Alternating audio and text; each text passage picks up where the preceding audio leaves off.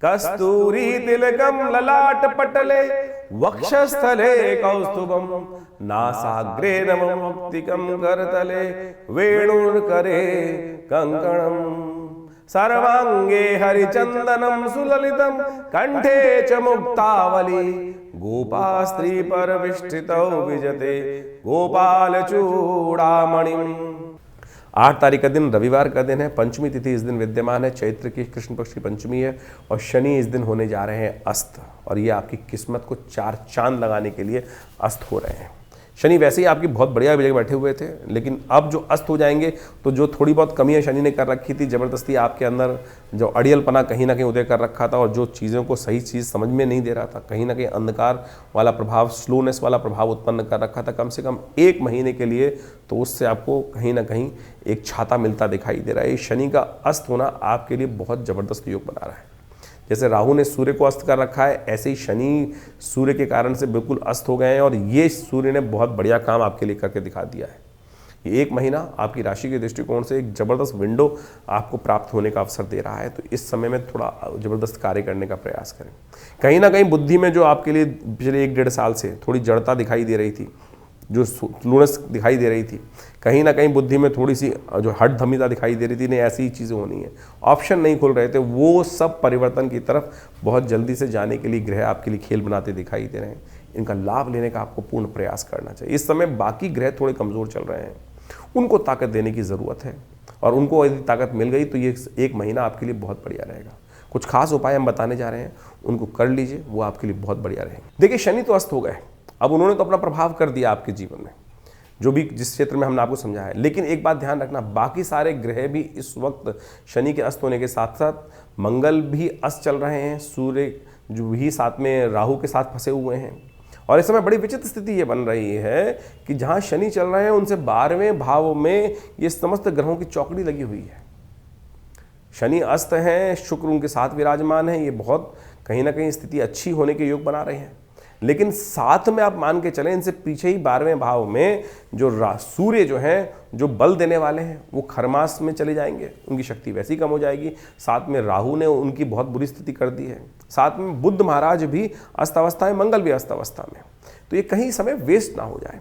ऐसे में ग्रह उपचार, अब आप मान के चलें आपके शरीर में बहुत सारी चीज़ें अच्छी हो रही हैं, लेकिन साथ में कुछ नेगेटिव प्रभाव भी चल रहा है, तो कैसे मल्टीविटामिन्स लेने हैं आपको, ये उपाय सही रूप से करें कि सही जगह सही चोट लगे, तभी जाके ठीक हो सकता है। तो ऐसे में सबसे पहला काम क्या करना पड़ेगा, आपको मंगल को ताकत देने का प्रयास करना पड़ेगा। सुंदरकांड का पाठ करें, हनुमान चालीसा का पाठ करने का प्रयास करें, हनुमान जी के मंदिर में जाकर उनको चोला चढ़ाने का प्रयास करें। कम से कम मंगलवार और शनिवार जितने भी आपके ये जब तक अस्त चल रहे हैं शनि, तब तक तो ज़रूर करने का प्रयास करें, और 15-20 दिन में सब ग्रह परिवर्तन करके आगे निकल जाएंगे और उस समय वारे न्यारे करने के योग आपकी राशि में बहुत ज़बरदस्त बन सकते हैं। लेकिन तब तक शनि जितने दिन हैं, बहुत लंबे टाइम नहीं है, 1 महीने के लिए, 30 दिन के लिए ये योग बन के आ रहा है, 30-35 दिन के लिए, तो उस समय में आपको सबसे पहली ज़रूरत है कि नित्य प्रति हनुमान चालीसा का पाठ, ओम हंग हनुमतये नमः, ओम प्रांग प्रींग प्रौंग से शनिश्चराय नमः, ओम हंग हनुमतये नमः, ये एक हमने मंत्र बताया आपको, इसका कम से कम 108 बार जप।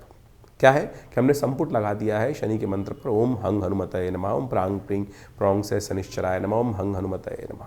इससे क्या होगा कि शनि महाराज के नेगेटिव प्रभाव हटेंगे, जो और साथ साथ हनुमान जी की कृपा से शनि को ताकत मिलनी शुरू हो जाएगी। शनि के जो नेगेटिव प्रभाव है, शनि शुभ करने की तरफ आपको अग्रसित कर देगा, मंगल को भी ताकत दे देंगे हनुमान जी महाराज, हनुमान चालीसा का पाठ करने से। हो सके तो हनुमान जी को चूल्हा चढ़ाने का प्रयास कीजिए। नित्यपति भगवान सूर्य को जल अवश्य दीजिएगा। सूर्य इन दिनों विशेष तौर पर आप मान के चलें कि जिस नक्षत्र में चला गया है वो कहीं ना कहीं थोड़ी समस्याएं उत्पन्न करने के योग देने वाले हैं। सूर्य जो है इन दिनों बृहस्पति के नक्षत्र में है और खरमास भी आरंभ हुआ चाहता है, तो सूर्य का बल और कमज़ोर स्थिति में फंस रहा है, तो ऐसे में सूर्य को ताकत देने की ज़रूरत है। पीली चीज़ों का दान, जितना हो सके पीली चीज़ों का दान, ब्राह्मणों को दान करने का प्रयास कीजिए, यज्ञ इत्यादि करने का प्रयास करें, गायत्री का जप नित्यपति करने का प्रयास करें। इन सब स्थितियों को लाभ लेने के लिए इन समस्त उपायों को अवश्य आप जितने करेंगे तो उतना कल्याणकारी योग आपकी राशि के दृष्टिकोण से बनता चलेगा। साथ में बुध भी अस्त चल रहे हैं और सूर्य राहु की युति चल रही है, तो ऐसे में इन समस्त ग्रहों के प्रभावों को आपको अच्छे से अपनी जन्मपत्री पे एनालाइज करने की आवश्यकता है, कहाँ कौन सी स्थिति में किन दशाओं के कारण से ये योग बनता दिखाई दे रहा है। जो कुछ उपाय हमने आपके समक्ष यहाँ उपस्थित किए हैं, इनको आप अवश्य करने का प्रयास कीजिए, चीज़ें परिवर्तन की तरफ जाएंगी और ये कहीं ना कहीं आपकी राशि के दृष्टिकोण से कहीं ना कहीं शुभ योग अवश्य बनाने की स्थिति आपके लिए उत्पन्न करने के योग बनाएंगे। इस मार्च के आरंभ काल में इस बार कई ग्रहों का अद्भुत योग बना, आपने देखा अभी, और उसके अंदर ऐसे दिव्य भी योग बने कि जिसमें छोटे छोटे उपाय कर कर आप अपने बहुत सारे जीवन के कष्टों को दूर कर सकते हैं। ग्रहण, चंद्र ग्रहण पड़ रहा है, अभी कुछ दिन पहले सूर्य ग्रहण पड़ा और पूरे विश्व में उसका प्रभाव देखने को मिल ही रहा है। जिस प्रकार से अशांति का वातावरण बना है और दूसरा ग्रहण चंद्र ग्रहण पड़ रहा है और ये समस्त ग्रहण जो है आने वाले कुछ दिनों में, क्योंकि अगला नव संवत भी आरंभ होने जा रहा है, रुद्र नाम का संवत है, 6 तिथि में ये वर्ष आरंभ हुआ चाहता है, नव वर्ष जो है नव संवत, तो ये कहीं ना कहीं इसका व्यापक प्रभाव पूरे विश्व में होता दिखाई दे रहा है। 6 तिथि से रुद्र नाम का संवत आरंभ होगा तो उसका प्रभाव पूरे विश्व में अशांति का वातावरण बनता दिखाई देगा। विश्व युद्ध का पूरा सामंजस्य स्थापित होकर ग्रहों ने योगायोग जिस प्रकार का बनाया है वो सामने उपस्थित है। शनि अपने पूर्ण रुद्र रूप में आने वाले हैं अभी कुछ दिन में, अभी तो अस्थावस्था में हो गए हैं। ये अस्थावस्था में होने के बाद कहीं ना कहीं कई राशियों पर उसका प्रभाव अलग अलग प्रकार का होगा। आपने अपनी राशि का प्रभाव समझा भी, तो आप कोशिश ये करें इन दिव्य दिनों में जो जो उपाय जब जब बनते हैं, चाहे वो होली पर, चाहे वो ग्रहण के टाइम पर, यदि और या शनि के अस्त होने के प्रभाव के अनुसार से आप अवश्य करने का प्रयास करें। भारतीय संस्कृति में इन समस्त गणनाओं को समझने का बहुत सुंदर जो कृत्य किया गया है, जिसके द्वारा ज्योतिष विज्ञान के माध्यम से इन ग्रह गणनाओं, काल गणनाओं को समझने का रास्ता बनाया गया है। ये वास्तविक तौर पर माने ये जीवन में चमत्कार उपस्थित करता है।